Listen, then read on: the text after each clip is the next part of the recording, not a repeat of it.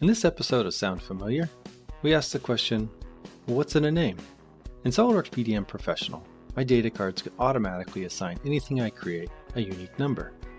This is great for giving every bracket I design a unique way to identify it. But not every bracket I brainstorm makes it to the big leagues.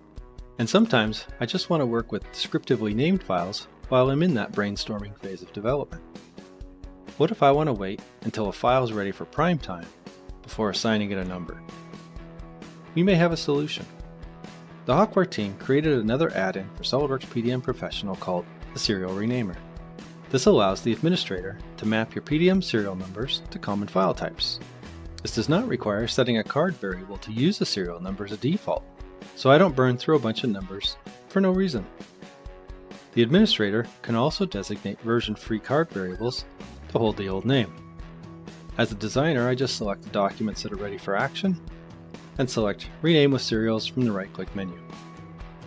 The add-in will even generate a report when I'm done if I need to save a log somewhere. If this sounds valuable to you, check it out at hawkwareapps.com or contact us.